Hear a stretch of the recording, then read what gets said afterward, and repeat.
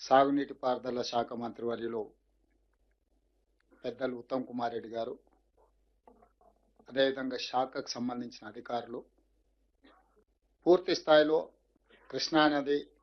కృష్ణానది పరివాహక ప్రాంతంలో తెలంగాణ రాష్ట్రంలో నిర్వహించబడుతున్న ప్రాజెక్టులకు సంబంధించి ఈరోజు ప్రజాప్రతినిధులందరికీ, అదేవిధంగా మీడియా మిత్రులకు మీ ద్వారా తెలంగాణ ప్రజలకు సంపూర్ణ అవగాహన కల్పించడానికి, ప్రభుత్వం దగ్గర ఉన్న అధికార సమాచారాన్ని అందించడానికి వారు ప్రయత్నం చేశారు.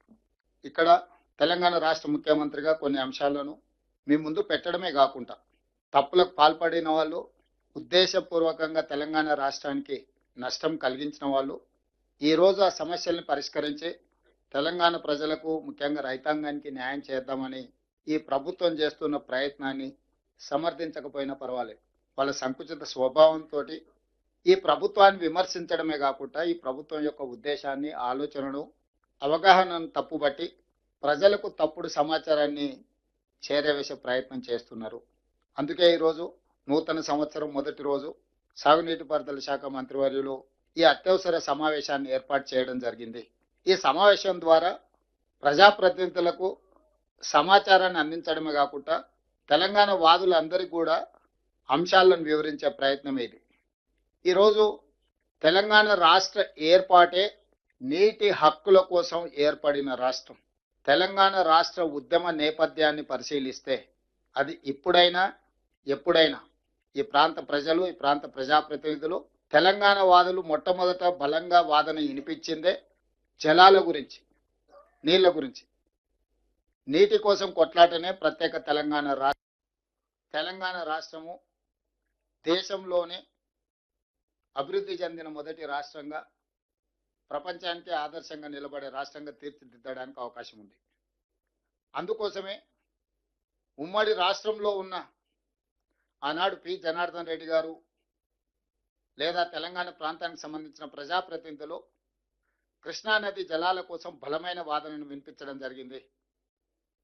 2004 నుంచి 2014 వరకు 10 సంవత్సరాలు ఉమ్మడి ఆంధ్రప్రదేశ్ పరిపాలనలో డాక్టర్ వైఎస్ రాజశేఖర రెడ్డి గారు జలయజ్ఞ ప్రాజెక్టులను ప్రారంభించి ఇరు ప్రాంతాల కృష్ణానది మీద ప్రాజెక్టుల నిర్మాణం చేపడుతున్న సందర్భంలో కూడా ఆనాడు పి జనార్దన్ రెడ్డి గారు పోతిరెడ్డి పాడు ద్వారా మనకు జరిగే నష్టాన్ని బలంగా వాదన వినిపించడం జరిగింది. ఆ రోజు ఉమ్మడి రాష్ట్రంలోనే సొంత పార్టీని, సొంత ప్రభుత్వాన్ని కూడా ప్రశ్నించి తెలంగాణ హక్కుల కోసం కాంగ్రెస్ పార్టీ, ఈ ప్రాంతానికి సంబంధించిన ప్రజాప్రతినిధులు ఒక ఉద్యమంగా కార్యక్రమాన్ని ముందుకు తీసుకెళ్ళి, వాళ్ళే కాదు తెలంగాణ రాష్ట్ర ఏర్పాటు ప్రక్రియలో ఈ ప్రాంతానికి సంబంధించిన రాజ్యసభ సభ్యులు కేశవరావు గారు కావచ్చు, కేంద్ర మంత్రిగా జైపాల్ రెడ్డి గారు కావచ్చు, లేకపోతే ఇక్కడ ఉన్న చాలా మంది బలరాం నాయక్ గారు, వివేక్ వెంకటస్వామి గారు, పొన్నం ప్రభాకర్ గారు, అంజన్ కుమార్ యాదవ్ గారు, వీళ్ళందరూ కూడా పార్లమెంట్లో మన ప్రభుత్వానికి కూడా అడ్డు నిలబడి మాకు అన్యాయం జరుగుతుంది, మాకు న్యాయం జరగాలంటే తెలంగాణ రాష్ట్రం ఏర్పడాల్సిందే, దానికి ప్రధానమైన కారణం నీళ్ళ పోరాటాల ప్రాతిపదికన ఏర్పడ్డ రాష్ట్రం తెలంగాణ అని ఈరోజు మనం నిరూపించుకున్నాం. అయితే ఈరోజు జరుగుతున్న చర్చ జరిగిన తప్పిదాలను సవరించుకుంటూ ఈనాటి ప్రభుత్వం వ్యూహాత్మకంగా ఎత్తుగడతో ముందుకెళ్తున్నాం, వ్యూహాత్మకంగా వ్యవహరిస్తున్నాం. ఆర్భాటం కోసం, ప్రచారం కోసం, ప్రగల్భాల కోసం పత్రికా సమావేశాలు పెట్టి పక్క రాష్ట్రాన్ని విమర్శిస్తున్నామనే నేపథ్యంలో రాజకీయ లబ్ధి పొందాలన్న ఆలోచనతో కాకుండా ఒక స్ట్రాటజీ ప్రకారం ముందుకు వెళ్తూ మనకు కావలసిన హక్కులను సాధించుకోవడమే కాకుండా మనకు జరుగుతున్న అన్యాయాన్ని సరిదిద్దడానికి ఈరోజు ప్రయత్నం చేస్తున్నాం. దీనికి సంబంధించి చంద్రశేఖరరావు గారు, హరీష్ రావు గారు వివిధ సందర్భాలలో టీఆర్ఎస్ నాయకులు మాట్లాడుతున్న మాటలకు సంబంధించి కొంత వివరణ నేను ఇవ్వాలని, ఎందుకంటే టీవీ ఛానల్స్లో కానీ ప్రజా వేదికల మీద ప్రభుత్వం తరఫున వాదన వినిపిస్తున్న వాళ్లకు కొంత సమాచారాన్ని అందించాలి ప్రభుత్వం తరఫున అనేది మా ఆలోచన. ఈరోజు తెలంగాణ రాష్ట్రం ఏర్పడిన తర్వాత చంద్రశేఖరరావు గారు ముఖ్యమంత్రి బాధ్యత చేపట్టిన తర్వాత, ఆంధ్రప్రదేశ్కు చంద్రబాబు నాయుడు గారు ముఖ్యమంత్రిగా బాధ్యత చేపట్టిన తర్వాత నీటి పంపకాలు జరిగినాయి. అందులో ఆ రోజు విద్యాసాగర్ రావు గారు, మురళీధర్ రావు గారు, సాగునీటి రంగ నిపుణులు పాల్గొన్నారని చెప్పుకున్న సమావేశంలో నికర జలాలు కృష్ణా నదిలో ఇంతకుముందే లెక్కలు చూపించారు. 3 రాష్ట్రాలు మహారాష్ట్ర, కర్ణాటక, ఉమ్మడి ఆంధ్రప్రదేశ్కి 811 టీఎంసీలు, కర్ణాటకకి 734 టీఎంసీలు, మహారాష్ట్రకి 585 టీఎంసీలు, మొత్తం 2130 టీఎంసీల నీటి కేటాయింపుల్లో ఉమ్మడి ఆంధ్రప్రదేశ్కు 811 టీఎంసీలు నికరంగా కేటాయించడం జరిగింది. ఉమ్మడి రాష్ట్రం ఉన్నప్పుడు, రాష్ట్ర విభజన చర్చ జరుగుతున్నప్పుడు ఉమ్మడి ఆంధ్రప్రదేశ్లో కృష్ణా బేసిన్ మీద నిర్మించిన ప్రాజెక్టులకు ఏ ప్రాజెక్టు ఎన్ని నీళ్లను వాడుకుంటుందో కిరణ్ కుమార్ రెడ్డి గారు ఉన్నప్పుడు ఒక లెక్క తీసిండ్రు. ఆ లెక్క ప్రకారము నీటి కేటాయింపులు జరగాలని, ఆంధ్రప్రదేశ్ ప్రయోజనం చేకూరాలని కిరణ్ కుమార్ రెడ్డి గారు తీవ్రమైన ప్రయత్నం చేసి ఆంధ్రప్రదేశ్ యొక్క నీళ్ళ హక్కులను సాధించాలని కిరణ్ కుమార్ రెడ్డి గారు ఆనాడు ప్రభుత్వంలో ఒక లెక్కలు తీశారు. ఆ లెక్క ప్రకారము 512 టీఎంసీలు ఆంధ్రప్రదేశ్కు సంబంధించిన ప్రాజెక్టులకు, తెలంగాణలో నిర్వహించబడుతున్న ప్రాజెక్టులకు 299 టీఎంసీలు. ఈ లెక్క ప్రకారం వారు ఒక లెక్క తీసిండ్రు 2013లో. అంటే 34% తెలంగాణకి, 66% ఆంధ్రప్రదేశ్కి.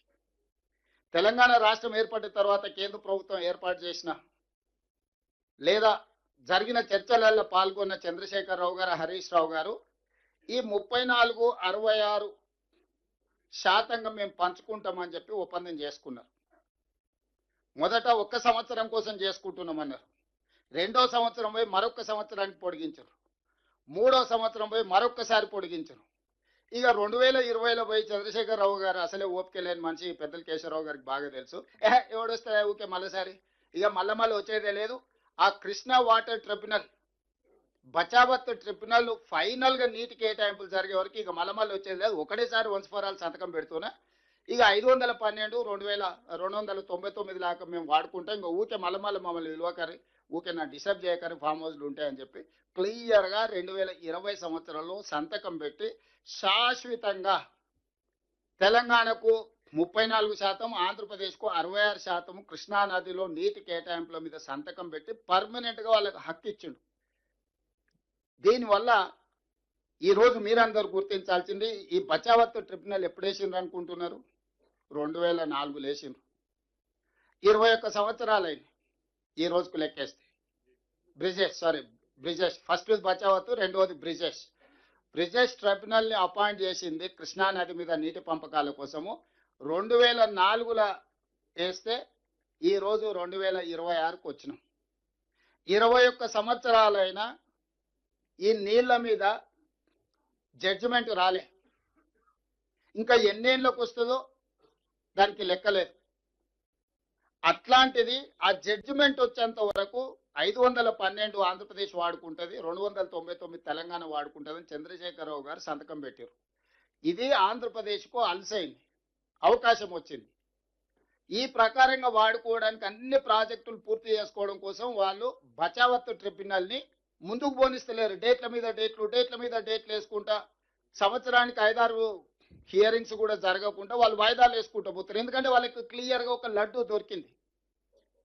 మనమే సంతకం పెట్టి 512 టీఎంసీలు ఆంధ్రప్రదేశ్ వాడుకోవడానికి మేము ఒప్పుకుంటున్నాం, 299 మాత్రం మేము వాడుకుంటామని మన సంతకం పెట్టించిన తర్వాత ఇక డిస్ప్యూట్ సెటిల్మెంట్ ఆంధ్రప్రదేశ్ ఎందుకు ముందుకు వస్తుంది?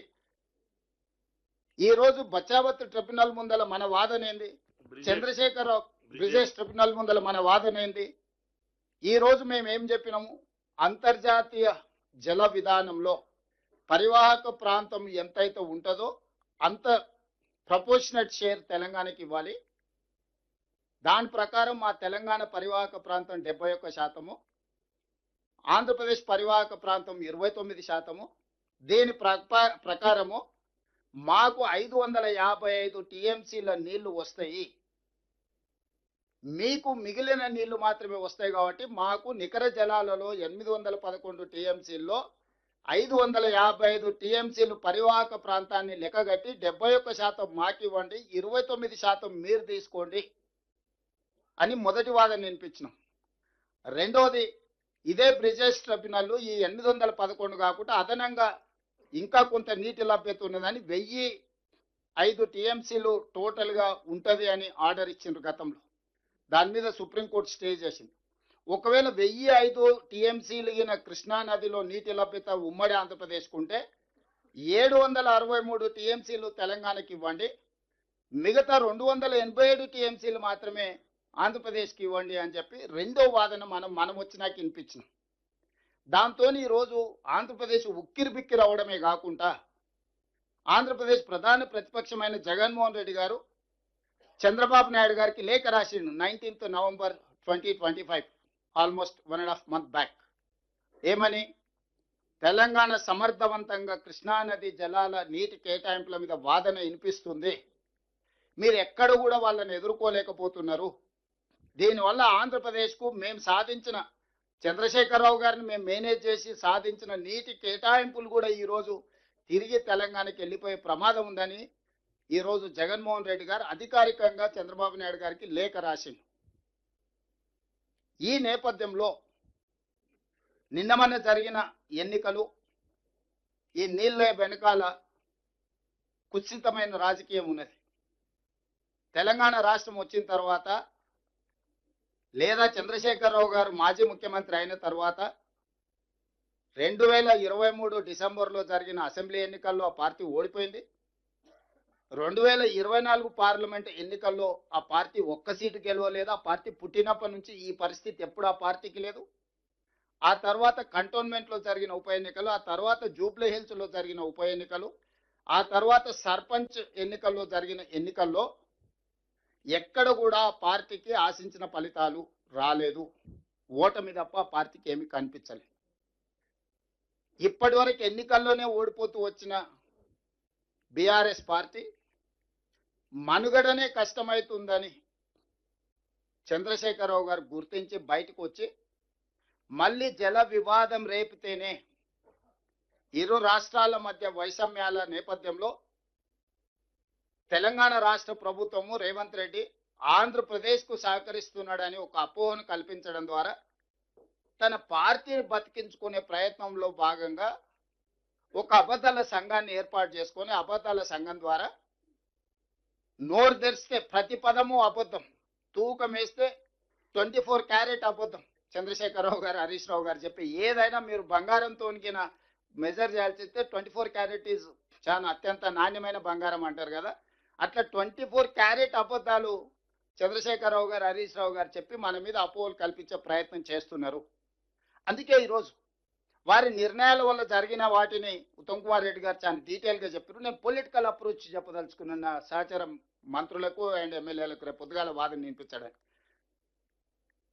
గోదావరి బేసిన్లో తుమ్మిడియేటి నుంచి చేవెళ్ల వరకు నీళ్లు ఇవ్వడానికి ఆనాడు అంచనాలు వేసి 38,500 కోట్లతో మొదలుపెట్టిన ప్రాజెక్టును రీడిజైనింగ్ పేరు మీద తుమ్మిడిహెట్టి నుంచి మేడిగడ్డకు తరలించడం ద్వారా 1,50,000 కోట్లకు అంచనాలు పెంచారు.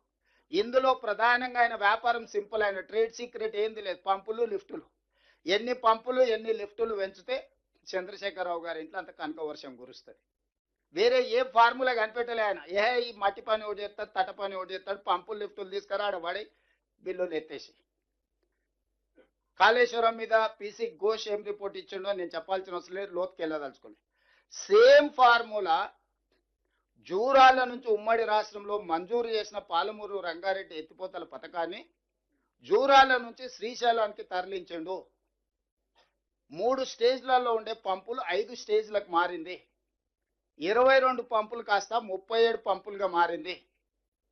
32,500 కోట్లు 32,200 కోట్ల రూపాయలతో పూర్తి కావాల్సిన పాలమూరు రంగారెడ్డి ఎత్తిపోతల జూరాల సోర్స్ నుంచి ప్రాజెక్టు ఈరోజు 84,000 కోట్లు ఖర్చు పెడితే కూడా పూర్తి అవుతుందనే గ్యారెంటీ లేదు, ఒక ప్రాథమిక అంచనా మాత్రమే.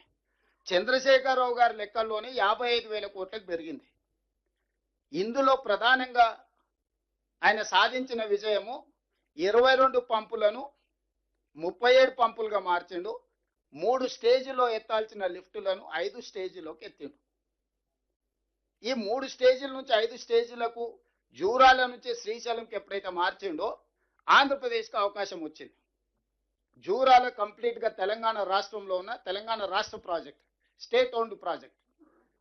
కర్ణాటక నుంచి కృష్ణా నది జలాలు, భీమా ద్వారా వచ్చే జలాలు జూరాల దగ్గరికే వస్తాయి. కొత్త సోర్స్ ఏం లేదు. మేజర్ గా కృష్ణా నది జలాలు మహారాష్ట్ర నుంచి, కర్ణాటక నుంచి బయలుదేరి ఉమ్మడి ఆంధ్రప్రదేశ్ లో ఎక్కడికి వస్తాయని అంటే మహబూబ్ నగర్ జిల్లా జూరాల ప్రాజెక్టుకు వస్తాయి. నీళ్లు వచ్చినప్పుడే జూరాల నుంచి మనం లిఫ్ట్ చేసుకొని మొత్తం మహబూబ్ నగర్ జిల్లా, రంగారెడ్డి జిల్లా, నల్గొండ ఎక్కడికి తీసుకెళ్ళా తెలంగాణకి ఎక్కడికైనా తీసుకెళ్ళొచ్చు. దొరికిన కాడ వదిలేసి తోక దగ్గరకు పోయింది, తల దగ్గర పట్టుకోవాల్సింది వదిలేసి, తల వదిలేసి తోక దగ్గర పట్టుకుంటా అని శ్రీశైలం పోయాడు. శ్రీశైలంకి వచ్చే వరకల్లా ఒక ఒడ్డున రాయలసీమ ఉంది, ఇంకొక ఒడ్డున తెలంగాణ ఉంది. రాయలసీమ ఒడ్డున వాళ్ళకున్న పోతిరెడ్డిపాడు కావచ్చు, ముచ్చిమర్రి కావచ్చు, మాల్యాల కావచ్చు, రాయలసీమ లిఫ్ట్ కావచ్చు, ఈ ప్రాజెక్టులన్నీ అటువైపున వాళ్ళు ఈరోజు 13.37 టీఎంసీలు పర్ డే, అంటే ఒక సముద్రాన్ని మలిపినట్టు 13 టీఎంసీలు, 13.5 టీఎంసీలు దాదాపుగా ఒక రోజుకు తరలించుకోవడానికి అవకాశం. అంటే ఒక నదినే మలుపుకొని పోయినట్టు. తెలంగాణ సైడ్ ఉన్న ప్రాజెక్టులన్నీ ఏంటంటే పాలమూరు రంగారెడ్డి ఎత్తిపోతలు ఒకవేళ 100% కంప్లీట్ చేస్తే 2 టీఎంసీ, కల్వకుర్తి లిఫ్ట్ ఇరిగేషన్ నాకు తెలిసి 4000 క్యూసెక్స్, అంతేనా Vijayabhaskar? SLBC tunnel 4000 cusecs, best scenario 6000 cusecs. Hardly మనం డిజైన్ చేసిన ప్రాజెక్టే శ్రీశైలం బ్యాక్ వాటర్స్ నుంచి తెలంగాణకి 2.5 టీఎంసీలు కూడా లేదు. ఈ రోజు ఎంత వాడుకుంటున్నాం మనం అంటే నిజంగా ఈ లెక్కలు చూస్తే మనం సర్ప్రైజ్ అవ్వాలి. 0.25 టీఎంసీ ఈ రోజు తెలంగాణ శ్రీశైలం బ్యాక్ వాటర్స్ నుంచి వాడుకోవడానికి ఉన్న మన ఇన్ఫ్రాస్ట్రక్చర్ ఎంతనే అంటే 0.25 TMC, not even half TMC, quarter TMC మనం వాడుకోగలుగుతున్నాము. Just quarter TMC. ఈరోజు పోతిరెడ్డిపాడు 8 టీఎంసీలు, మాల్యాల కావచ్చు లేకపోతే ముచ్చుమర్రి కావచ్చు అదొక 1 టీఎంసీ పైన, రాయలసీమ ఒక 3 టీఎంసీ పైన. ఇప్పుడు లెక్కలన్నీ ఉత్తమ్ కుమార్ రెడ్డి గారు చూపించిండ్రు. ఈరోజు రెండు వైపుల నుంచి నీటి హక్కులు అనుకో, నీటి చౌర్యం అనుకో, హక్కులు లెక్కేసినా నీ దగ్గర ఎత్తుకోవడానికి ఏంది లేదు. ఒకవేళ దొంగతనంలో పోటీ వాడదామన్నా వాడు 13.5 టీఎంసీలు రోజుకు దొంగతనం చేస్తే నీ దగ్గర 1/2 టీఎంసీ కూడా దొంగతనం చేయడానికి లేదు. దొంగతనం చేయడానికన్నా నీకు కనీసం శక్తి ఉండాలి, హక్కులు సాధించడానికన్నా శక్తి ఉండాలి. ఇవాళ చంద్రశేఖరరావు గారు జూరాల నుంచి శ్రీశైలంకు మార్చడం వల్ల 3 లిఫ్టులు కాస్త 5 లిఫ్టులు అయినాయి, 22 పంపులు కాస్త 37 పంపులు అయిపోయినాయి. తెలంగాణ రాష్ట్రానికి సర్వ హక్కులు ఉన్న వరద జలాల మీద ఉన్న ప్రాజెక్టు 70 టీఎంసీలో నీళ్లు తీసుకునేది తీసుకెళ్లి ఉమ్మడి రాష్ట్రము అవ్వడం వల్ల, కంబైన్డ్ స్టేట్ ప్రాజెక్ట్ అవ్వడం వల్ల జల వివాదాన్ని సృష్టించి వాళ్ళు సింపుల్ కేసు వేసారు. ఆంధ్రప్రదేశ్ సోర్సు మారింది, టీఎంసీ మారింది, అంచనా మారింది. కాబట్టి ఇది కొత్త ప్రాజెక్టు, ఉమ్మడి రాష్ట్రంలో మంజూరైన ప్రాజెక్టు కానే కాదు ఇది. ఇప్పుడు ఇది కట్టడానికి వీలేదు, ఈ ప్రాజెక్టు నాపండి అని ఆంధ్రప్రదేశ్ కేసు వేసింది. ఆంధ్రప్రదేశ్ కేసు వేయడంతో తెలంగాణకు నోటీస్ ఇచ్చారు. అయ్యా నువ్వు శ్రీశైలం బ్యాక్ వాటర్స్ లో పాలమూరు రంగారెడ్డి ఎత్తిపోతలు కడుతున్నావు అంట కదా 90 టీఎంసీతోని, ఎట్లా కడతావు నువ్వు, నీకు లేనే లేదని. వాస్తవంగా కంబైన్డ్ స్టేట్ లో ఇచ్చిన ఏ ప్రాజెక్ట్ అయినా సాఫీగా జరగాలి అని పునర్విభజన చట్టంలో ఒక అంశం పొందుపరచుకోవడం జరిగింది. ప్రాజెక్ట్ వైజ్ అలొకేషన్ ఒక ఇష్యూ అయితే, కంబైన్డ్ స్టేట్ లో శాంక్షన్ అయిన ప్రాజెక్టులని అబ్జెక్షన్ చెప్పడానికి వీలు లేదు అని చెప్పి కృష్ణా రివర్ మేనేజ్మెంట్ బోర్డును ఏర్పాటు చేశారు దీన్ని అమలు చేయడానికి. కృష్ణా రివర్ మేనేజ్మెంట్ బోర్డు బాధ్యత ఏంటంటే సెటిల్ అయిన వాటిని అమలు చేయడం. వాళ్ళు సెటిల్ చేసే జాబ్ వాళ్ళు కాదు, పంచాయతీ తెచ్చే పెద్ద మనిషి కాదు వాళ్ళు. పంచాయతీ తగిన వాటి మీద అమలు చేస్తారు. ఈరోజు కృష్ణా రివర్ మేనేజ్మెంట్ బోర్డు ఏమంటుంది, మీరు అపెక్స్ కౌన్సిల్లో, మీ చంద్రశేఖరరావు గారు అపెక్స్ కౌన్సిల్లో ఉమాభారతి గారు మంత్రి ఉన్నప్పుడు చంద్రబాబు నాయుడు గారు చంద్రశేఖరరావు గారు హాజరై 512 టీఎంసీ ఆంధ్రప్రదేశ్కు, 299 టీఎంసీ తెలంగాణ వాడుకుంటామని పంచాయతీ సెటిల్ చేసుకున్నారు. ఇప్పుడు కేఆర్ఎంబిగా నా బాధ్యత ఏంటంటే 512 ఆంధ్రప్రదేశ్ తీసుకుపోయేటట్టు, 299 తెలంగాణ వాడుకునేటట్టు పర్యవేక్షించడమే నా బాధ్యత. ఈ రకంగా మీరు పని చేసుకోండి తప్ప మీరు కొత్త పంచాయతీలు తీసుకొస్తే నా దగ్గర కుదరదు. ఈ వాటర్కి బచావత్ ట్రిబ్యునల్ ముందర పోయి మీరు వాదించుకోండి, అక్కడ మీకేమన్నా లెజిటిమేట్ రైట్ వస్తే అప్పుడు దీన్ని అమలు చేస్తానికి కేఆర్ఎంబి సింపుల్గా స్ట్రైట్ లైన్ చేసేసింది. ఇప్పుడు ఆంధ్రప్రదేశ్ ఏం చేస్తుంది, ట్రిబ్యునల్ ముందర అసలు కేసే తెగకుండా ఆల్రెడీ నువ్వు సంతకాలు పెట్టి ఇచ్చేసినావు, దాని ప్రకారం కేఆర్ఎంబి అమలు చేస్తుంది. వాడు కొత్త పంచాయతీ అక్కర్లేదుగా. వాడికి ఎంత కావాలనో అడిగిన దానికంటే ఎక్కువ వచ్చేసింది. ఇంకా ఇంకా వాళ్ళకి ఇష్యూయే లేదు. కానీ చంద్రశేఖరరావు ఏం వాదించాల్సిన అవసరం ఉండే? అంతర్జాతీయ జల విధానంలో పరివాహక ప్రాంతాన్ని బట్టి నీటి కేటాయింపులు జరగాలి. పరివాహక ప్రాంతం తెలంగాణకి 71% ఉంది, ఆంధ్రప్రదేశ్కి 29% ఉంది. కాబట్టి 555 టీఎంసీలు మాకు ఇవ్వాలి, మిగిలినవి ఆంధ్రప్రదేశ్కి ఇవ్వాలని ఫస్ట్ తెలంగాణ రాష్ట్రం వచ్చిన తర్వాత అపెక్స్ కౌన్సిల్ మీటింగ్లో చంద్రశేఖరరావు ఈ వాదన వినిపించాల్సింది. రెండో పాయింట్ ఏంది? బేసిన్ లోపలనే నీళ్లు వాడాలి, బేసిన్ బయటకు తరలించడానికి వీల్లేదు. ఇది రెండో విధానం. సో ఈరోజు ఆంధ్రప్రదేశ్ కృష్ణా బేసిన్లో వాడట్లేదు కృష్ణా నది జలాలను, పెన్నా బేసిన్కి తీసుకెళ్తున్నారు. ఈ రోజు పోతిరెడ్డిపాడు ద్వారా వీటన్నిటిని తీసుకెళ్లి పెన్నా బేసిన్కు తరలిస్తారు. కాబట్టి మేము ఎట్టి పరిస్థితుల్లో బేసిన్ బయటకు తీసుకెళ్లడానికి మేము ఒప్పుకోము.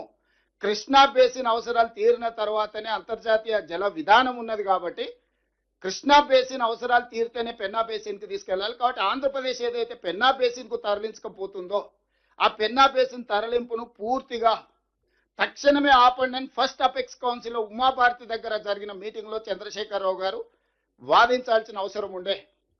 అది వాదించలేదు. ఇంతకుముందు ఉత్తమ్ కుమార్ రెడ్డి గారు 4 ప్రాతిపదికలు ఈరోజు మనం వాదన ఏదైతే వినిపిస్తున్నాం వివరాలు మీకు చెప్పాడు. ఏ ఒక్క అంశం కూడా ఆ రోజు చేయలే. పోనీ ఫస్ట్ ఇయర్ మిస్ అయింది, తర్వాత అపెక్స్ కౌన్సిల్ మీటింగ్లో కూడా దాని మీద తిరిగి వాదన వినిపించలేదు. సో ఈరోజు ప్రధానంగా ఆంధ్రప్రదేశ్ కృష్ణానది జలాలను పూర్తి స్థాయిలో ఆధిపత్యం సాధించడానికి కారణం చంద్రశేఖరరావు గారు తీసుకున్న 2014 నుంచి 2023 వరకు జరిగిన నిర్ణయాలు. రెండవది, ఈరోజు పాలమూరు రంగారెడ్డి ఎత్తిపోతలు ఎందుకు వివాదాస్పదమైంది? జూరాల నుంచి నువ్వు శ్రీశైలం తరలించడంతో ఆంధ్రప్రదేశ్ కేసు వేయడానికి అవకాశం వచ్చింది. నువ్వు ఆ ప్రాజెక్టును 2022 వరకు డిపిఆర్ఏ తయారు చేయలే. ఎందుకు చేయలే? డిపిఆర్ తయారు చేస్తే పబ్లిక్ డాక్యుమెంట్ అవుతుంది. పబ్లిక్ డాక్యుమెంట్ అవుతే 32,200 కోట్ల నుంచి 75,000-80,000 కోట్లకి ఎప్పుడైతే అంచనాలు పెరిగినాయో అది ప్రజలందరికీ తెలిస్తే, కాస్ట్ బెనిఫిట్ రేషియో మీద మొత్తం చర్చ జరిగితే, చంద్రశేఖరరావు లిఫ్టుల పంపుల కంపెనీ యజమాని ఏం దొంగతనం దోపిడీ చేస్తుండో ఆ దోపిడీ బయటకు వస్తుందని చెప్పి 7 ఏళ్ళు ఆయన డిపిఆర్ డీటెయిల్ ప్రాజెక్ట్ రిపోర్టే తయారు చేయలే. 20,000 కోట్లు కాంట్రాక్టర్లకు బిల్లులు ఇచ్చే వరకు చేయలేదు. 2019లో పబ్లిక్ హియరింగ్ పిలిచిండు, పబ్లిక్ హియరింగ్ చేయలే. 2020లో పబ్లిక్ హియరింగ్ పిలిచిండు, పబ్లిక్ హియరింగ్ చేయలే. ఈ లోపల ఎవడో ప్రబుద్ధుడు పోయి నేషనల్ క్రైమ్ ట్రిబ్యునల్ పోయి పిటిషన్ వేసిండు. అసలు ఈ పాలమూరు రంగారెడ్డి ఎత్తిపోతలకు ఎలాంటి పర్యావరణ అనుమతులు లేవు, పర్యావరణ అనుమతులు లేకుండా ప్రాజెక్టు నిర్మించడానికి వీల్లేదు. ఇగో ఇవన్నీ నిర్మిస్తున్నారని చేస్తున్న పనులు, వీడియోలు, ఫోటోలు అని తీసుకెళ్ళి ఓ ప్రబుద్ధుడు తీసుకొని పోయి ఎన్జిటీలో కేసు వేసి, ఎన్జిటీ కాస్త మొత్తం ప్రాజెక్టు మీద స్టే ఇచ్చింది. అసలు నువ్వు పర్యావరణ అనుమతులు లేకుండా ప్రాజెక్ట్ ఎట్లా కడతావు, కట్టడానికి వీలేదు, మొత్తం షట్ డౌన్ చేయి పాలమూరు రంగారెడ్డి ఎత్తిపోతలు అని చెప్పి ఎన్జిటీ స్టిచింగ్ ఆర్డర్స్ పాస్ చేసింది. అంతేనా విజయభాస్కర్? విజయ్. సో అట్లయిన తర్వాత చంద్రశేఖరరావు ఏం చేసిండు? పంపులు లిఫ్టులకు బిల్లులు ఇవ్వాలి కదా, ఇమ్మీడియట్గా సుప్రీంకోర్టుకు పోయిండు. సుప్రీంకోర్టులో ఏం చెప్పిండు? ఇది మొత్తం సాగునీటి పారుదల ప్రాజెక్టు కాదు, డ్రింకింగ్ వాటర్ ప్రాజెక్టు. మేము 7.15 టీఎంసీలు తాగునీళ్ళ కోసమే ఈ ప్రాజెక్టును కట్టుకుంటున్నాము అని అఫిడవిట్ వేసి సుప్రీంకోర్టులో అండర్టేకింగ్ తీసుకొని సుప్రీంకోర్టు ఏమి ఇచ్చిందంటే, ప్రపంచ జల విధానంలో తాగునీళ్లకు మొదటి ప్రాధాన్యత, సాగునీరుకు 2వ ప్రాధాన్యత, విద్యుత్ ఉత్పత్తికి 3వ ప్రాధాన్యత, ఇండస్ట్రియలైజేషన్కు 4వ ప్రాధాన్యత, పరిశ్రమలకు వాడుకోవడానికి. తాగునీళ్ళ సమస్య వచ్చినప్పుడు ఏ నిబంధన లేదు, మీరు తాగునీళ్ళ కోసం ప్రాజెక్టు కట్టుకోవచ్చు అని 2023లో ఒక ఆర్డర్ ఇచ్చింది. ఈరోజు మాట్లాడుతున్న హరీష్ రావు, చంద్రశేఖరరావు గారు 27,000 కోట్ల రూపాయలు ఖర్చు పెట్టిన పాలమూరు రంగారెడ్డి ఎత్తిపోతల ప్రాజెక్టును సుప్రీంకోర్టు ముందర ఇచ్చిన అఫిడవిట్ అఫీషియల్ రికార్డ్.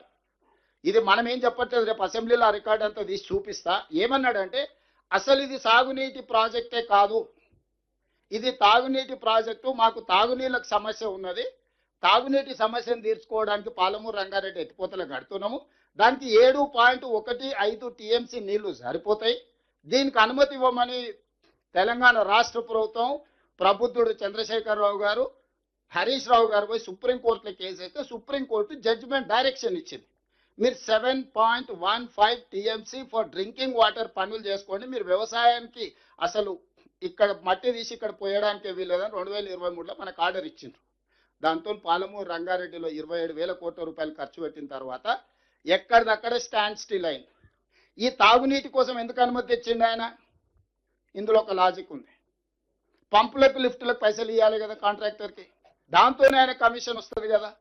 పంపులు లిఫ్టుల కాంట్రాక్టర్స్కు పేమెంట్ ఇవ్వడానికి ఇది తాగునీటి ప్రాజెక్టు కింద చిత్రీకరించేసి పంపులు లిఫ్టుల కంపెనీకి మొత్తం పేమెంట్లు ఇచ్చిండే. స్థూలంగా చంద్రశేఖరరావు 27,000 కోట్లలో మీరు ఒకసారి మొత్తం డీటెయిల్స్ తీస్తే పంపులు లిఫ్టులకే పేమెంట్లు ఉంటాయి. ఆ సుప్రీంకోర్టు పర్మిషన్ కూడా డ్రింకింగ్ వాటర్ అని ఎందుకు తెచ్చిందట? పంపులు లిఫ్టులోని పైసలు ఇస్తే నేను కమిషన్ వస్తుంది కాబట్టి కంప్లీట్గా పంపులు లిఫ్టుల కంపెనీ కోసమే ఈరోజు పాలమూరు రంగారెడ్డిని జూరాల నుంచి శ్రీశైలం తరలించి శ్రీశైలంలో తాగునీటి ప్రాజెక్టు కానీ ఇంటరిమ్ ఆర్డర్ తీసుకొచ్చింది. మేము వచ్చి చూస్తే సుప్రీంకోర్టు ఆర్డర్ ఉంది. కేంద్ర ప్రభుత్వం దగ్గరకు పోతే వాడేమంటాడు, ఆల్రెడీ ట్రిబ్యునల్ ముందల ఈ వాదన ఉంది, దీని కింద ఈ వాదన ఉంది, మీకు ఏ అనుమతి ఇవ్వడానికి లేదు. ఆల్రెడీ మీ లీడరు పోయిన గవర్నమెంట్ మాకు అఫిడవిట్ ఇచ్చింది, 90 టీఎంసీలో నీకు సోర్సు కొత్తదని ఆంధ్రప్రదేశ్ ఏదైతే పిటిషన్ వేసారో దానికి ఏం చెప్పిండంటే, మా దగ్గర మైనర్ ఇరిగేషన్ చెరువులు కుంటలలో మేము నీళ్లు వాడుకుంటున్నాం, అందులో సేవింగ్స్ ఒక 45 టీఎంసీలు మేము చెరువులు కుంటలు వాడుకోకుండా పాలమూరు రంగారెడ్డి ఎత్తిపోతలకు వాడుకుంటాం. ఇప్పుడు గోదావరిలో పట్టిసీమ ద్వారా పోలవరం నుంచి మేము కృష్ణా డెల్టా ఆయకట్టుకు 80 టీఎంసీల నీళ్లు తీసుకెళ్తున్నారు. అట్లా బేసిన్ మారినప్పుడు ఆ నీట్ల పై రాష్ట్రాలకు కేటాయించాలి. మాకు ఒక 45 టీఎంసీల నీళ్లు వస్తే మిగతా కర్ణాటక మహారాష్ట్రకు పోతాయి. ఆ 45 గోదావరి నుంచి కృష్ణా బేసిన్కు తరలించిన దాంట్లో మాకు వాటా వస్తుందని ఒక వాదన. రెండోది మా మైనర్ ఇరిగేషన్ ఏదైతే మా చెరువులు కుంటలు ఉన్నాయో మేము సేవింగ్స్ చూపించుకున్నాం, ఇది ఒక 45 టీఎంసీ, మొత్తం కలిపి 90 టీఎంసీలకు మాకు అనుమతి అని మళ్ళా ఈ ప్రభుత్వుడే పోయి మళ్ళా పిటిషన్ వేసిండు.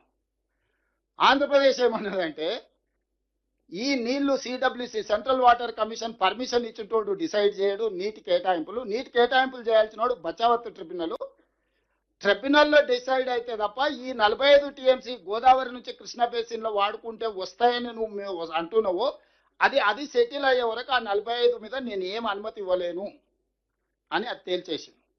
రెండో 45కి ఏమన్నాడు, ఓకే నువ్వు మైనర్ ఇరిగేషన్లో వాడుకుంటా మిగిలిచ్చి వాడుతున్నా అంటున్నావు కదా, 30 సంవత్సరాలు నువ్వు ప్రతి చెరువుది కృష్ణా బేసిన్లో ఉన్న అన్ని చెరువుల లెక్కలు తీసి ప్రతి చెరువుకు కుంటకు నువ్వు ఏడేళ్ళ మిగిలిచ్చినావు, 30 సంవత్సరాల డేటా తీసుకొచ్చి నాకు ఇస్తే ఆ 45 టీఎంసీల సంగతి తెలుస్తాను మనకు లెటర్ రాసింది. అంతేనా విజయభాస్కర్? రాస్తే వీడి దగ్గర ఏంది, తాడు లేదు పొంగరం లేదు.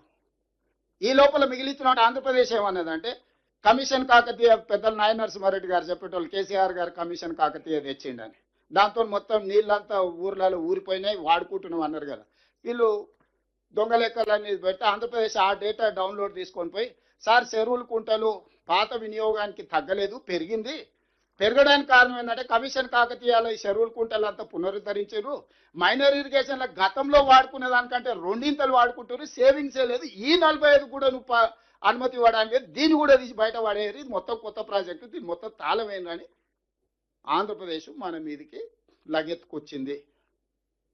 ఈ నేపథ్యంలో మనం వచ్చి నాకేం చేసినామంటే, అరే డ్రింకింగ్ వాటర్ కింద పెట్టి 25,000 కోట్లు 27,000 కోట్లు ఖర్చు పెట్టి డ్రింకింగ్ వాటర్ అని మూసుకొని ఉంటే పరువు పోతుంది, ఒక పని చేయరు, 90 టీఎంసీలో మైనర్ ఇరిగేషన్ది చెరువు కుంటలు ప్రతి చెరువుకు ఉంటుంది, డేటా దొరకదు, క్లస్టర్ కింద మాకు అనుమతి ఇవ్వండి అంటే ఓ మండలం ఓ రెవెన్యూ డివిజన్లో ఎన్ని చెరువులు కుంటలు ఉన్నాయి దాంట్లో 30 ఏళ్ళ డేటా మేమంతా లెక్క కట్టుకొని వస్తాం, మాకు కొంచెం వెసులుబాటు కల్పించి ఒక్కొక్క చెరువు ఒక్కొక్క కుంట లెక్క కట్టాలంటే మళ్ళీ 30 ఏళ్ళు పడుతుంది, మాకు ఈ లెక్కలు కట్టడానికే కుదరదు, రాష్ట్రం విడిపోవడం వల్ల డేటా కూడా మా దగ్గర సరిగ్గా లేదు, ఉన్నంతలో క్లస్టర్ కింద తీసుకొచ్చి మీకు ఇస్తాము, దాని ప్రకారం ఫస్ట్ 45 టీఎంసీలు సాగునీటి ప్రాజెక్టు నిర్మించుకోవడానికి మాకు అనుమతి ఇవ్వండి, ఈ ప్రాజెక్టులన్నీ మేము ముందుకు వెళ్తాం, మిగతా 45 ట్రిబ్యునల్ ముందు వచ్చినప్పుడు మిగతా 45 చేసుకుని ఫస్ట్ ఏదో ఒకటి సాగదీద్దామని ముందుకెళ్దాం అనే దాని మీద మీ 45 టీఎంసీలకు ఉత్తమ్ కుమార్ రెడ్డి గారు అదే లేఖ రాశారు.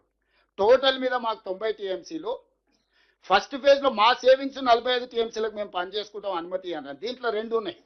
ఈ అనుమతి వస్తే ఈయన 11.5 రేట్ ఆఫ్ ఇంట్రెస్ట్లో లోన్లు తెచ్చిండు ఫస్ట్. రెండోది అనుమతులు ఉంటే కేంద్ర ప్రభుత్వాన్ని మనం గతంలో నేషనల్ ప్రాజెక్ట్ అనేది ఇప్పుడు అది ప్రపోర్షనేట్ మార్చి ప్రధానమంత్రి కృషి సంయోజిత ప్రాజెక్ట్ సంచయ్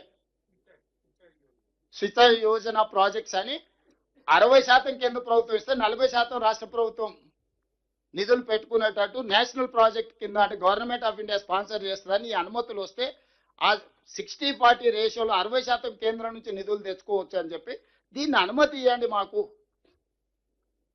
ఆ రోజు ఉన్న జలశక్తి మినిస్టర్ దగ్గర పోయి కూర్చున్నాం. తర్వాత ప్రభుత్వం మళ్ళీ మూడోసారి వచ్చిన తర్వాత కొత్త మంత్రి వస్తే కూడా సిఆర్ పాటిల్ దగ్గర పోయి కూర్చొని మాకు పాలమూరు రంగారెడ్డి ఎత్తిపోతలు కేంద్ర ప్రభుత్వ సహాయం కావాలి, కేంద్ర ప్రభుత్వ సహాయం కావాలంటే వాళ్ళకి కొన్ని నామ్స్ ఉన్నాయి, కొన్ని అనుమతులు ఉండి, కొన్ని క్లియరెన్స్లు ఉండి, ఎన్విరాన్మెంట్ క్లియరెన్స్లు, వాటర్ నీటి కేటాయింపులు ఇవి ఉంటేనే వాళ్ళ ప్రాజెక్టును టేకప్ చేస్తారు.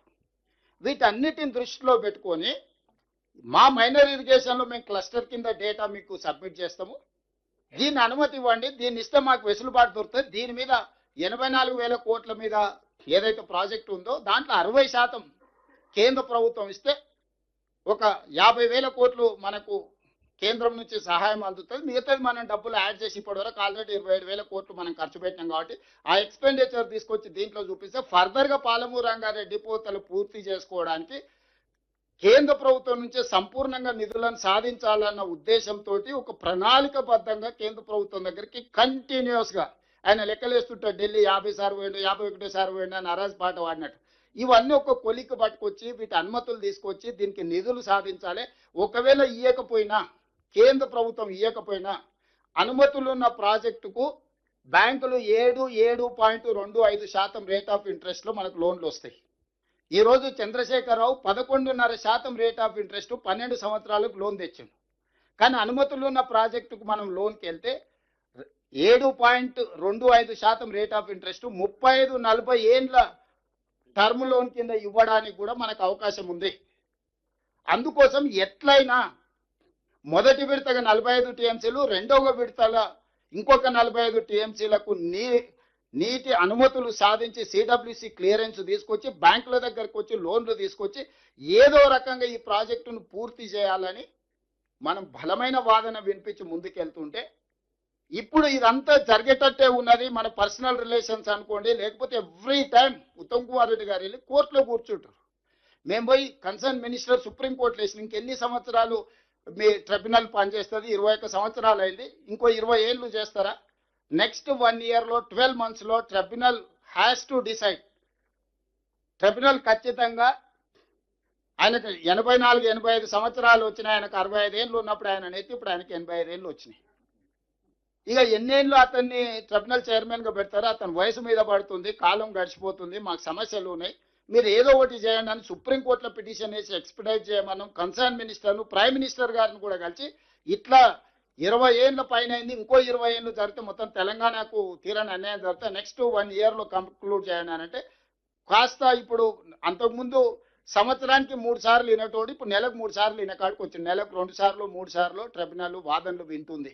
దీన్ని స్పీడప్ చేసిన ఇవన్నీ జరిగితే ఈ సమస్యలకు ఒక పరిష్కారం దొరికితే ఈ ప్రాజెక్టులు పూర్తయితే ఏ నీళ్ల ప్రాతిపదికన ఏర్పడ్డ పార్టీ ప్రభుత్వాన్ని 2 సార్లు అధికారంలో ఉండో చంద్రశేఖరరావు గారికి శాశ్వతంగా జల సమాధి, రాజకీయ సమాధి జరుగుద్దని ఈరోజు తెలంగాణ ప్రజలందరినీ తప్పుదోవ పట్టించడానికి వారు ప్రయత్నం చేస్తుండ్రు. ఈ నేపథ్యంలో ఇక్కడ ఉన్న ప్రజాప్రతినిధులందరికీ, మంత్రులకు కానీ, ఎంపీలకు కానీ, ఎమ్మెల్సీలకు కానీ, ఎమ్మెల్యేలకు కానీ, ఫార్మర్ మినిస్టర్స్ ఇక్కడ తుమ్మల నాగేశ్వరరావు గారు, కడియం శ్రీహరి గారు లాంటి వాళ్ళు ఎక్స్పర్ట్స్ ఉన్నారు. అంటే ఇరిగేషన్లో వాళ్ళు గతంలో చాలా లోతుగా పనిచేసిన వాళ్ళు ఉన్నారు. జూపల్లి కృష్ణారావు గారికి దీని మీద అవగాహన ఉన్నది. మనము చాలా చాలా చాలా కరెక్ట్గా నిబద్ధతతో క్రమశిక్షణతో కూడుకున్న కార్యక్రమాలు చేపడుతున్నాము. మనం చేస్తున్నది చెప్పుకోవడంలోనే కొంత మనము గ్యాప్ ఉంది. ఆ గ్యాప్తోనే వాళ్ళు అడ్డగోలుగా వాదించడానికి, ఎందుకంటే వాళ్ళు 25 ఏళ్ళు 2001లో మొదలుపెట్టినప్పటి నుంచి 2025 ఏళ్ళు అయింది. 25 ఇయర్స్ మొత్తం అబద్ధాలతోనే బతికిరాలు. వాళ్ళ నోరుకి మొక్కాలి. 100% అబద్ధాలు మాట్లాడే పోటీ పెడితే వాళ్ళు ముగ్గురే వస్తారు. ముగ్గురికి కలిపి ఫస్ట్ ప్రైజ్ ఇవ్వాల్సింది, ఒక్కొక్కరికి సపరేట్ కూడా ఇవ్వనీకే లేదు. అట్లా అబద్ధాలు మాట్లాడతారు చంద్రశేఖరరావు గారు, హరీష్ రావు గారు, కేటీఆర్ గారు. నోరు తెరిస్తే అబద్ధమే. అందుకే ఆయన బహిరంగ సభలు పెడతా అంటుండే, సభలకు రానంటుండు. సభలకు వస్తే తారీఖుతో సహా ప్రతి లెటర్, ఆయన సంతకం పెట్టిన లెటరు, ఆయన చేసుకున్న ఒప్పందాలు, ఆయన పెంచిన అంచనాలు, ప్రాజెక్టును తరలించడానికి కేబినెట్ అప్రూవల్ లేదు. జూరాల నుంచి ఇంత మేజర్ ప్రాజెక్టు శ్రీశైలంకు షిఫ్ట్ చేస్తే కాళేశ్వరం మీద కూడా మేడిగడ్డ నుంచి తుమ్మిడిహెట్టి నుంచి మేడిగడ్డకు తరలించినందుకు పీసీ ఘోష్ అదే చెప్పిండు. ఇంత మేజర్ డెసిషన్ తీసుకున్నప్పుడు కేబినెట్ అప్రూవల్ ఉండాలి కదా, ఇది individual decision is not sufficient, we have to punish that individual decision తీసుకున్న పర్సన్ అని చెప్పారు. ఇవాళ ఎగ్జాక్ట్గా పేరు మారింది, ఊరు మారింది, అంచనాలు మారినాయి. ఈరోజు జూరాల నుంచి శ్రీశైలం బ్యాక్ వాటర్స్కు తీసుకురావడం ద్వారా లోతైన అవినీతి పునాదులు ఉన్నాయి. ఈరోజు నేను ఎందుకు సభలో చర్చకు పిలిచిన, సభలోనే మాట్లాడదాం, మీరు రాండి, సభలో మీ గౌరవానికి మీ వాదనకి ఎక్కడ ఆటంకం కలిగించాం, మీ వాదన బలంగా వినిపించండి అని నేను ఈరోజు మీ అందరికీ చెప్పదలుచుకున్నా. చంద్రశేఖరరావు గారు వచ్చి మాట్లాడాలి, దీని మీద ఇన్వెస్టిగేషన్కి ఆర్డర్ ఇవ్వాలి. ఎవరి బాగు కోసము జూరాల నుంచి శ్రీశైలం పోయింది, ఈ 1000 కోట్ల రూపాయలు ఎవరింటికి వెళ్ళినాయి, ఈ కమిషన్లు ఎవరికి చేరినాయి, దీనివల్ల తెలంగాణకు జరిగిన నష్టమేంది, ఉమ్మడి రాష్ట్రంలో ఇచ్చిన ఆనాడు ఆంధ్రప్రదేశ్కి వరద జలాలు 100% వాడుకోవడానికి రైట్ ఇచ్చారు. కర్ణాటక అబ్జెక్షన్ చెప్తే కూడా supreme court has given a categorical direction to tribunal saying that flood water ఏది ఉన్నా ఉమ్మడి ఆంధ్రప్రదేశ్ వాడుకోవచ్చు అని.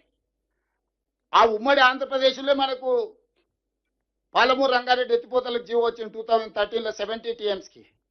ఈరోజు చంద్రశేఖరరావు, హరీష్ రావు ఏమంటారు, జూరాలలో 9 TMC నీళ్లు ఉన్నాయి, అందుకే మేము 300 TMC ఉండే శ్రీశైలం పోయినాను. నేను మీకు ఒక వివరాలు ఇవ్వదలుచుకున్నా. 3 రకాలు నీటి నిల్వలు ఉంటాయి. 1 రిజర్వాయర్, 2 బ్యారేజ్, 3 డ్యామ్. రిజర్వాయర్ అంటే జూరాల లాంటిది, బ్యారేజ్ అంటే మేడిగడ్డను, అన్నారము, సుందిళ్లను, డ్యామ్ అంటే శ్రీశైలము, నాగార్జున సాగర్. దేని వెనకాల లిఫ్టులు పంపులు పెట్టినా ఫుట్బాల్ మునిగినట్టే బాయిలో నీళ్లు, మనం ఫుట్బాల్ బాయిలో వ్యవసాయం చేసిన వాళ్ళే ఉన్నారు కదా, ఊర్లలో మోటార్ మునిగితే ఫుట్బాల్ అది మునిగితే చాలు నీళ్లు తీసుకోవడానికి సరిపోతుంది. మొత్తం 50 ఫీట్లు ఉంటే 50 ఫీట్లు ఒకసారి తీసుకోం. ఆయన అపాయింట్ చేసిన ఇంజనీర్స్ ఏం రిపోర్ట్ ఇచ్చిండ్రు, మీరు 35 రోజులు రోజుకు 2 TMCలు 70 TMCలు తీసుకోవడానికి 35 రోజులు ఫ్లడ్ 1 lakh క్యూసెక్స్ లేవు, 25 నుంచి 28 డేస్ ఉన్నాయి. దీన్ని 2.8 TMC పర్ డే మీరు లిఫ్ట్ చేసుకుంటే మీరు అనుకునేస్తాను. నేనేం చెప్తున్నానంటే 2 TMCల పర్ డే 3 TMCలు తీసుకుంటే 30 రోజులు తీసుకుంటే జూరాల నుంచే 90 TMCలు మనం తీసుకోవడానికి ఉండే. కృష్ణా జలాలు కానీ భీమా జలాలు కానీ పాలమూరులకు ఎంటర్ కాగానే తల దగ్గరనే మనం ఒడిసి పట్టుకుంటే సుక్క నీరు ఇయ్యాల రాయలసీమ ఆంధ్రప్రదేశ్ తీసుకుపోనికి, అది పోతిరెడ్డిపాడు కావచ్చు, ముచ్చుమరి కావచ్చు, మాల్యాల కావచ్చు, రాయలసీమ కావచ్చు, ఎవరికి చుక్క నీళ్ళు దొరకకపోతుండే. వచ్చినట్టే తెలంగాణకు తెచ్చుకుంటే ఎవరిని చెప్పుకుంటుండే, జగన్మోహన్ రెడ్డి అయినా చంద్రబాబు నాయుడు అయినా లబలబ ఏడవాల్సి వస్తుండే. మోడీ దగ్గర పోయి లేకపోతే సిఆర్ పాటిల్ దగ్గర పోయి మొత్తం నీళ్ళన్నీ తెలంగాణ తీసుకుంటుంది, మేమేం చేయాలని. తెలంగాణ లోపలికి వచ్చి చంద్రబాబు నాయుడు లేకపోతే జగన్మోహన్ రెడ్డి ఆపగలుగుతుండ్రా జూరాలలో ఉండుంటే? ఈరోజు జూరాల నుంచి శ్రీశైలం పంపించడంతోటి నీకేమో 0.25 TMC నీళ్లు తీసుకోవడానికి ఉంటే వాళ్ళకి 13 TMCలు తీసుకోవడానికి ఉంది. నువ్వు చెంబెడ్ నీళ్లు దొంగతనం చేసే లోపల వాడు 100 కుండల నీళ్ళే తీసుకుపోయేటంత పొక్కలు పెట్టి రెడీ చేసుకున్నాడు. ఈ 10 ఏళ్లలో ఈయన వాళ్ళకి ఇచ్చిన అవకాశం. అందుకే ఈరోజు లెవెల్ ప్లేయింగ్ ఫీల్డ్ ఈక్వల్గా లేదు, ఇర్రేషనల్ అయిపోయింది. మనకు అసలు ఏం అవకాశమే లేదు. మనం నిండా అసలు అసలు అచేతన అవస్థకు తెలంగాణ నెట్టేసిండు చంద్రశేఖరరావు, హరీష్ రావు. వాళ్ళు బలవంతులు అయిపోయారు. పర్ డే 4.5 TMCలు తీసుకెళ్లే కెపాసిటీని 13.5 TMCలకు ఎన్హాయం చేసుకున్నారు చంద్రశేఖరరావు ముఖ్యమంత్రి ఉన్నప్పుడు 10 ఏళ్లలో. ఈ రోజు నువ్వు ఏం చేసినా శ్రీశైలం బ్యాక్ వాటర్స్ నుంచి నీళ్లు తీసుకోవాలంటే మన శక్తి సరిపోదు. నువ్వు అన్ని అనుకున్నట్టు కంప్లీట్ చేస్తే కూడా 2 TMCలు తీసుకోలేవు. ఇవాళ జూరాల నుంచి తరలించడంలో నీతి అన్యాయం జరిగింది, నిధుల దోపిడీ జరిగింది. ఈ దానికి కేబినెట్ అప్రూవల్ లేదు. ఎట్లయితే మేడిగడ్డ నుంచి తుమ్మిడిహెట్టి నుంచి మేడిగడ్డకు మారిస్తే ఎట్లయితే కమిషన్ మీరు కేబినెట్ అప్రూవల్ అడిగిండో, ఈరోజు నేను ఇదే మాట అడగదలుచుకున్నాను చంద్రశేఖరరావు గారిని శాసనసభలో. అందుకే వారు హాజరు అవ్వడానికి జంకుతున్నారు. వారికి తెలుసు చర్చ ఎక్కడికి దారి తీస్తుంది.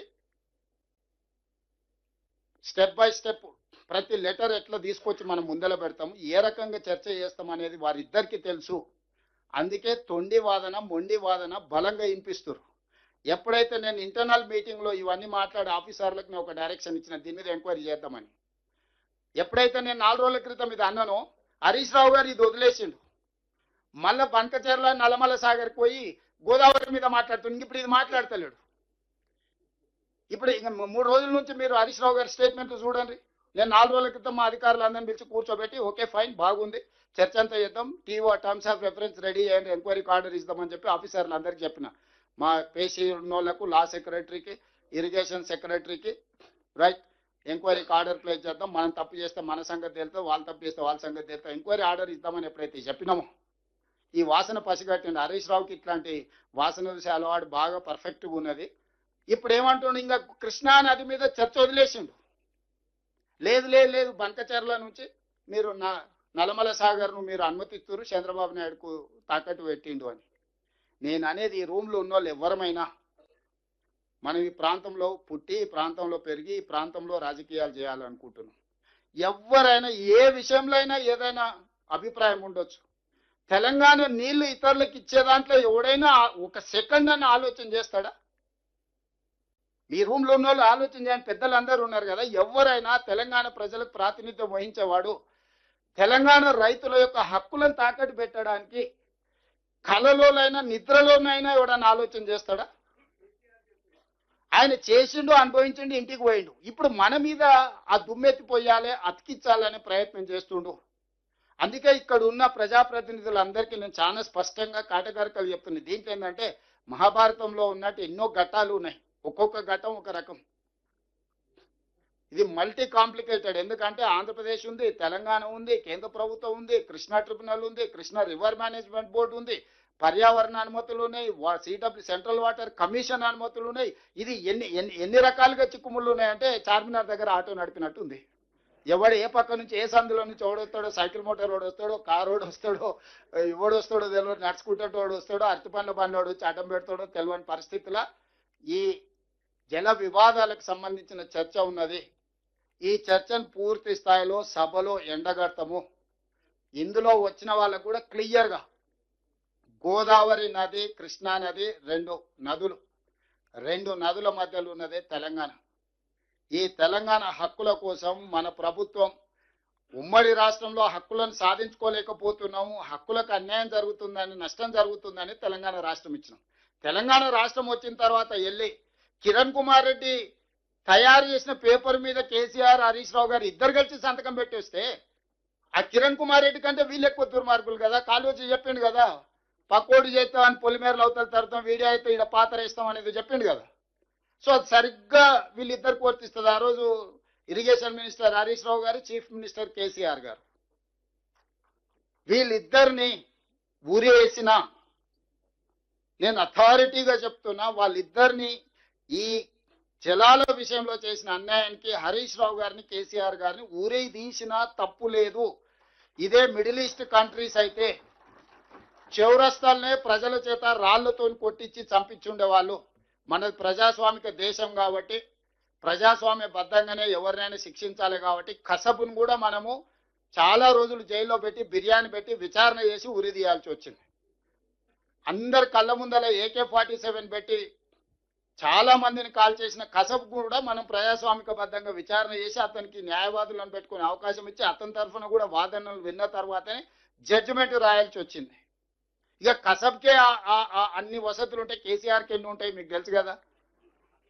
అందులో సంపాదించిన సొమ్ముంది, ఎవరినైనా తెచ్చుకోగలుగుతారు న్యాయవాదులను.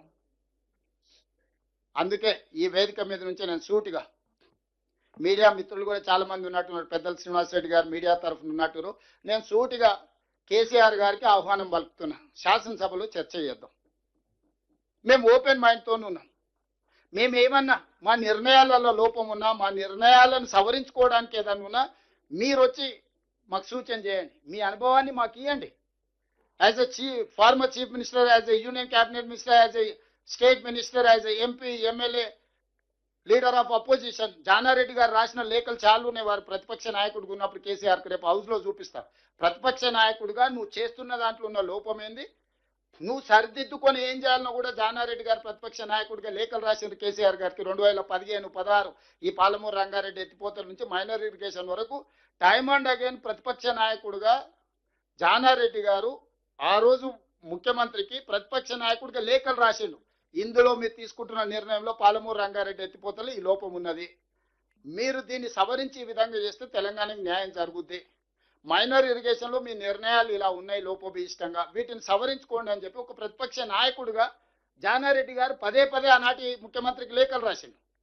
ఇప్పుడు కూడా నేను చంద్రశేఖరరావు గారికి ఆహ్వానం పలుకుతున్నా, సభకు రాండి, చర్చించండి. పోనీ సభలో చర్చించడానికి మీకు నామోషికుంటే మీరు ఏం సూచన ఇస్తారో లేఖ రాయండి, ఏం చేద్దామో చెప్పండి, కార్యాచరణ చెప్పండి, ఎట్లా ముందుకెళ్దాం. అవసరాలు సరిదిద్దలేనంత అన్యాయం తెలంగాణకు కృష్ణా గోదావరి జలాలలో అది నీళ్లు కావచ్చు, నిధుల ఖర్చు కావచ్చు, అన్యాయం జరిగింది. ఇంకా అన్యాయాన్ని చూసి ఏడ్చుకుంటూ కూర్చుంటే మనం ముందుకు కూడా వెళ్ళలేము. కాబట్టి ఏదో రకంగా శక్తి కూడా తీసుకొని ప్రభుత్వం ముందుకు వెళ్తుంది. మీరు బలమైన వాదనని క్షేత్రస్థాయిలో వినిపించుకుంటూనే ఈ ప్రాజెక్టులను పూర్తి చేసుకోవడానికి మన అందరం కూడా ముందుకు వెళ్ళాలి. మనస్ఫూర్తిగా ఉత్తమ్ కుమార్ రెడ్డి గారిని నేను అభినందిస్తున్నా. రోజుకు 18 గంటలు, రాత్రి 4 వరకు 5 వరకు, ఎందుకంటే ఏ ఫైలు ఏ కాగితం ఏడుందో ఎవరికి తెలియదు, ఏ కాగితం వెనకాల ఏ కాగితం దాచిపెట్టిండో హరీష్ రావు చంద్రశేఖరరావు అది తెలియదు. దాని వెనకంగా ముందలంగా ఇట్లా అడ్డం కూడా ఇప్పుడు పేపర్ చదివితే ఇట్లా చదువుతాం, లేకపోతే ఇట్లా చదువుతాం. కానీ చంద్రశేఖరరావు చేసిన దానికి ఇట్లా కూడా చదవాల్సి వస్తుంది. ఈడ కూడా మన కోడ్ పెట్టిండేమో అని ఇట్లా 10 పేజీలు ఇట్లుంటే ఇట్లా కూడా రాయడానికి అవకాశం ఉంటుంది. చిన్నప్పుడు స్కూల్లో టెక్స్ట్ బుక్ మీద ఇట్లా పేరు రాసుకునేటోళ్ళం మనం. ఇప్పుడు ఇట్లా కూడా ఈ బండిల్ మీద ఇట్లా కూడా చదవాల్సి వస్తుంది ఉత్తమ్ కుమార్ రెడ్డి గారికి. ఇంత సంక్లిష్టంగా మార్చండు చంద్రశేఖరరావు గారు, హరీష్ రావు గారు ఇద్దరే. 5 ఏళ్ళు హరీష్ రావు గారు మాత్రం ఉన్నాడు, 5 ఏళ్ళు చంద్రశేఖరరావు గారు మాత్రం ఉన్నాడు. నేను రాను, నేను మాట్లాడాను, మీ అసలు మీ స్థాయి ఎంత, మీ విశాత ఎంత అని అట్లా మాట్లాడుతున్నారు వాళ్ళు. నాకు అర్థం కాలే వాళ్ళు ఎవరిని అవమానిస్తురో, ఎవరిని ఎటకారం చేస్తుండ్రో. తీస్తాడు ఎడిపోతాడు కానీ. సో నా విజ్ఞప్తి ఒకటే, ఇక్కడ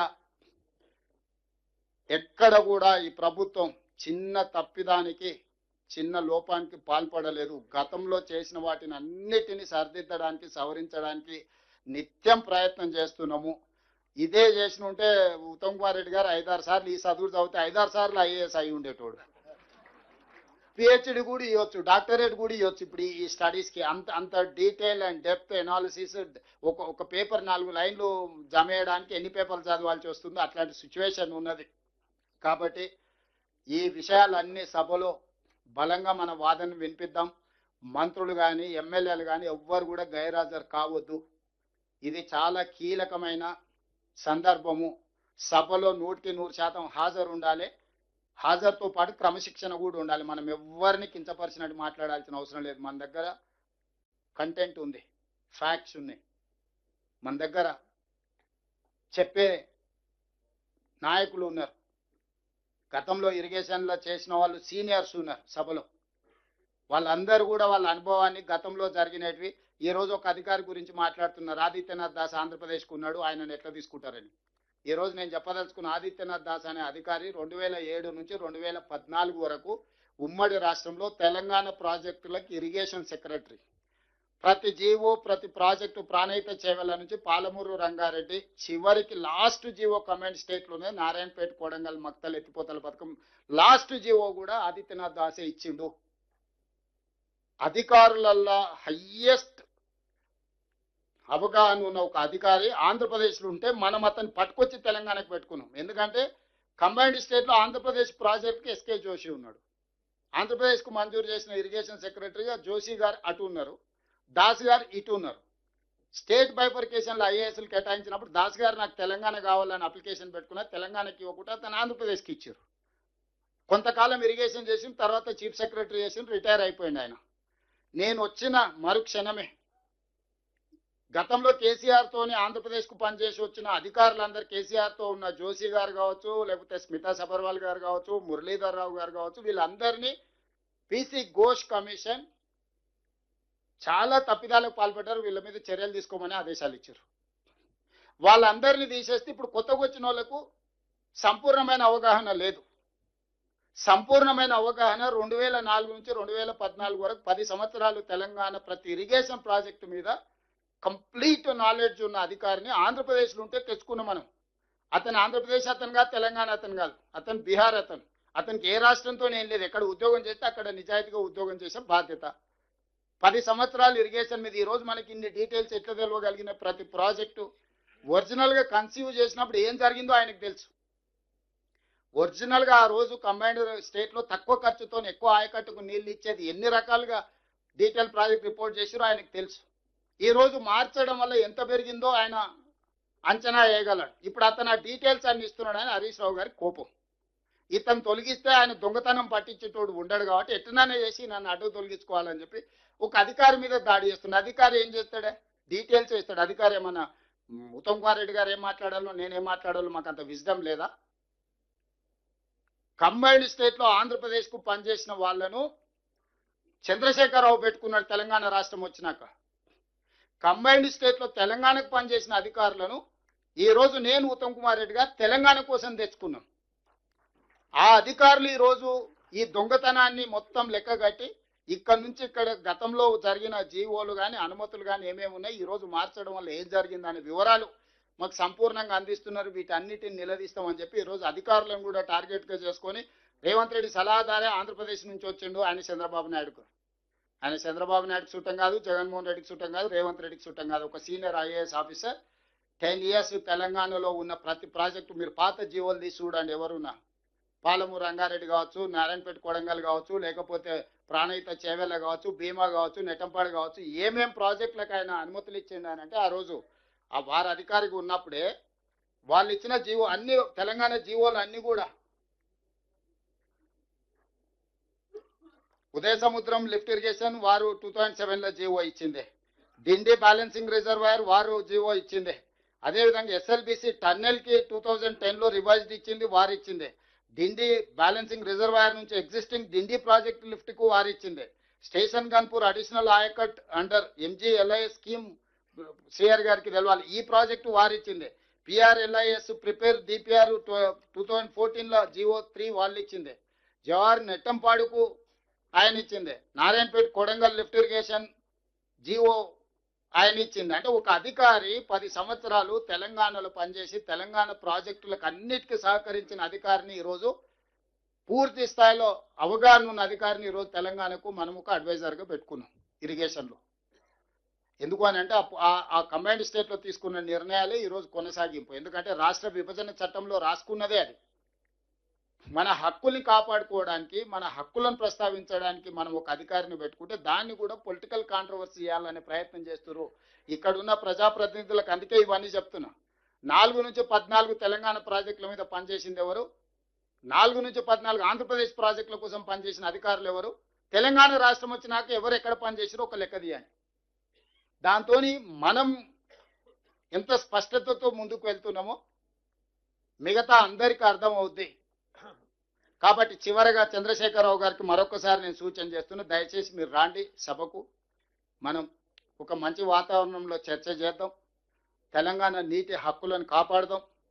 ఈ ప్రభుత్వానికి ఎలాంటి భేషజాలు లేవు. ఈ ప్రభుత్వం మీరు ఇచ్చే సూచనలు, సహేతుకమైన సలహాలు ఏమున్నా మేము తీసుకుంటాం, మాకేం అభ్యంతరం లేదు. సభకు రావాల్సిందిగా వారు కోరుకుంటున్న కేశవరావు గారు, సుఖేందర్ రెడ్డి గారు, పాత సీనియర్లు కూడా మీరు బయట ఎక్కడైనా విజ్ఞప్తి చేయండి వారిని రమ్మని. ఎందుకంటే తెలంగాణ సమాజానికి కూడా తెలంగాణ కోసం కొట్లాడిన వాళ్ళు అందరూ కూడా సభలో చర్చిద్దామని విజ్ఞప్తి చేస్తారు. నేను పిలిస్తే ఏదో ఆయన మీద ఉండే కోపంతో పిలుస్తూనే ఏమైనా చేస్తాడేమో అని వాళ్ళకి ఏమైనా అనుమానం ఉండవచ్చు. జితేందర్ రెడ్డి గారు ఎలా ఉన్నారు? జితేందర్ రెడ్డి నాకు దగ్గరని ఆయన చెప్తే నమ్మడు కాబట్టి ఆ రోజు తెలంగాణ ఉద్యమంలో ఉన్న వాళ్ళందరూ కలిసి ఒక ప్రెస్ మీట్ పెట్టి వెల్కమ్ చేయండి. కేశవరావు గారిని, జితేందర్ రెడ్డి గారిని, సుఖేందర్ రెడ్డి గారిని, రాజగోపాల్ రెడ్డి గారిని, అంజన్ కుమార్ యాదవ్ను, బలరాం నాయక్ను, పొన్నం ప్రభాకర్ గారిని, వివేక్ వెంకటస్వామి గారికి అందరికి విజ్ఞప్తి చేస్తున్నా. 2004 నుంచి 14 తెలంగాణ కోసం కొట్లాడిన ప్రజాప్రతినిధులు ఈరోజు ఏ హోదాలోనూ ఉండండి, మీరు అందరు కలిసి ఒక ప్రెస్ మీట్ పెట్టి కేసీఆర్ గారిని సభకు ఆహ్వానించండి. నేను మీ ద్వారా వారికి మాట ఇస్తున్నా, వారి గౌరవానికి ఎలాంటి భంగం కలగదు. సభానాయకుడిగా ఇది నా హామీ. నా సహచర ఎమ్మెల్యేలకు, మంత్రులకు కూడా ఎట్టి పరిస్థితుల్లో కేసీఆర్ గారు ఏ అంశం ప్రస్తావించినా మాట్లాడడానికి అవకాశం ఇద్దాం. ఒక మంచి సాంప్రదాయాన్ని నెలకొల్పుదాం సభలో. వారు రావాల్సిందిగా కోరుకుంటూ ఇంత మంచి కార్యక్రమాన్ని ఏర్పాటు చేసి అందరికి అవగాహన కల్పించినందుకు ఉత్తమ్ కుమార్ రెడ్డి గారికి మనస్ఫూర్తిగా ధన్యవాదాలు తెలియజేస్తున్నాను. గౌరవ ముఖ్యమంత్రి గారికి, గౌరవ